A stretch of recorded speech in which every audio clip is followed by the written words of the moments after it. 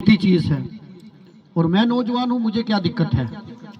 तो मैंने कहा मैं जरूर जाऊंगा, क्योंकि उससे पहले 3 दिन पहले एक किसी पार्टी के नेता आपके बीच में आए थे, वो घोड़े पे गए थे।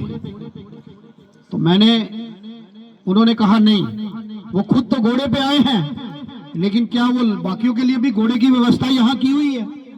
तो मैंने कहा कि नहीं, मैं पैदल जाऊंगा और मैं उनकी तकलीफ को देखूंगा कि किस तकलीफ में वो लोग रोज अपनी जिंदगी गुजर बसर करते हैं। मैं आया और यहां से आगे लगभग 1 किलोमीटर ऊपर पेड़ के नीचे वहां मीटिंग हुई हमारी।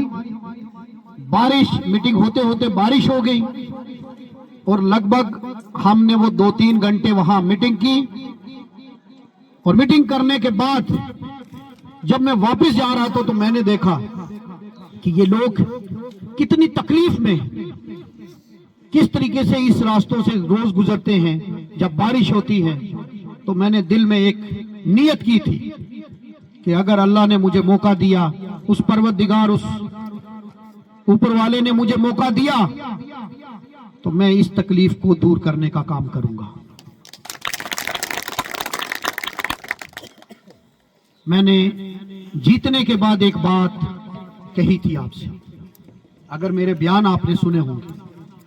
मैंने कहा था अब मैं सबका एमएलए हूं, मैं किसी जात बरादरी का एमएलए नहीं हूं, मैं किसी एक मजहब का एमएलए नहीं हूं, और मेरा मंशूर है इंसानियत।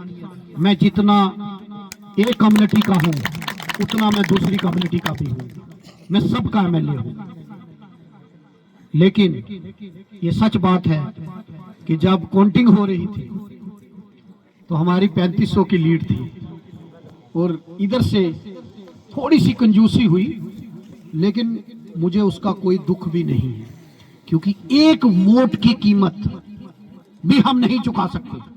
किसी ने एक वोट दिया तो मैं उसका भी शुक्रगुजार हूं। आपने तो वोट दिए, ठीक है, कुछ लोगों ने नहीं दिए होंगे, लेकिन आगे दे देंगे।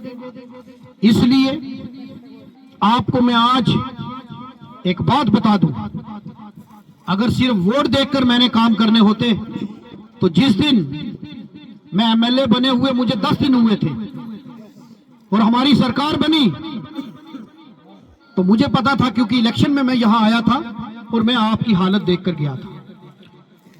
तो मुझे जब मंत्री जी का फोन आया, उन्होंने कहा 1 करोड़ दे दो, उस एरिया 1 करोड़ दे दो अपनी कॉन्स्टिट्यूएंसी की। खुदा जानता है ये शाम का समय है, मैंने आपकी रोड भेजी, सबसे पहले मैंने ये रोड भेजी।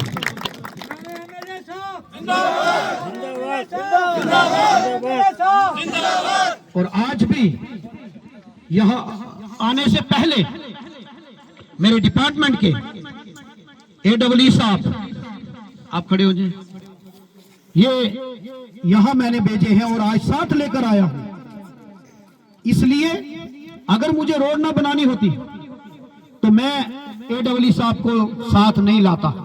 आज मैं उनको साथ लेकर इसलिए आया हूं कि डिपार्टमेंट का जब अफसर साथ आता है तो इसका मतलब काम जरूर होगा।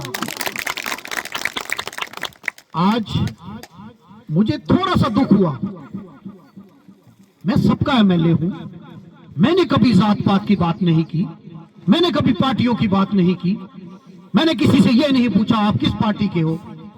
फिर ग्रुपिज्म क्यों? कि आगे आपको 70 साल में अकल नहीं आई? 70 साल में आपने इसी तरह बट के आपकी ये हालत है, और आज जब एक आदमी आपका काम करना चाहता है फिर भी आप अपने आप को गुटों में तकसीम कर